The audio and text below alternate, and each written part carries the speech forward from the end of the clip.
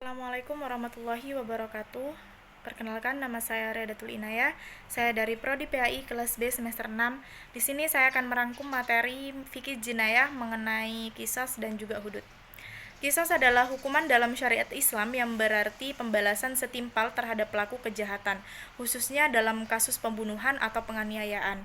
Secara istilah, qisas adalah tindakan balasan kepada pelaku sebagaimana yang dilakukan terhadap korban.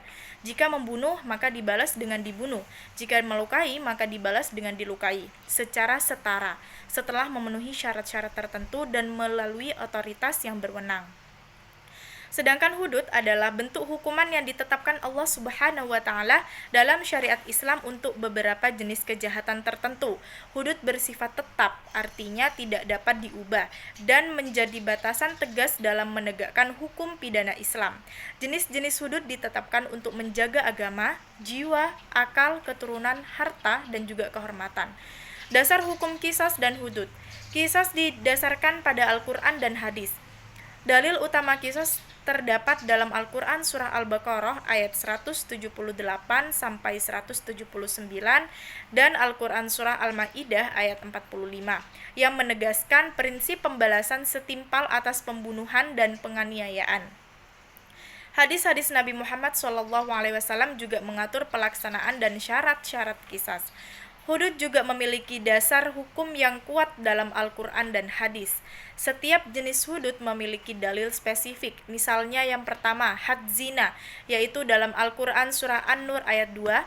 Yang kedua, had kadaf, yaitu dalam Al-Quran Surah An-Nur ayat 4.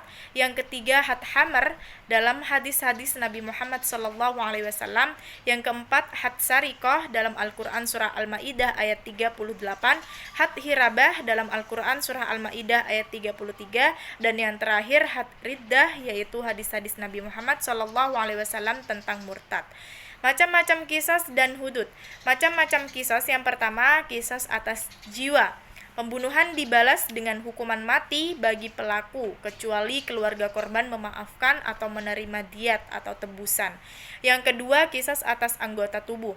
Luka atau cacat yang disengaja dibalas dengan hukuman serupa pada pelaku, dengan syarat kesetaraan dan kemungkinan pelaksanaan secara adil. Misal, mata dibalas mata, gigi dibalas gigi. Macam-macam hudud. Dalam hukum Islam meliputi beberapa jenis kejahatan yang telah ditetapkan sanksinya secara jelas dalam syariat. Berikut penjelasan macam-macam hudud. Yang pertama, had zina, yaitu hukuman bagi pelaku zina diterapkan untuk menjaga keturunan dan nasab. Yang kedua, had al-kadhaf, yaitu hukuman bagi orang yang menuduh orang lain berzina tanpa bukti, bertujuan menjaga kehormatan dan juga harga diri. Yang ketiga, had al-hamar, yaitu hukuman bagi peminum minuman keras seperti hamar untuk menjaga akal. Yang keempat, had as-sariqah, yaitu hukuman bagi pencuri untuk menjaga harta. Had al-hirabah, yaitu hukuman bagi pelaku perampokan atau kejahatan di jalanan untuk menjaga jiwa, harta, dan kehormatan.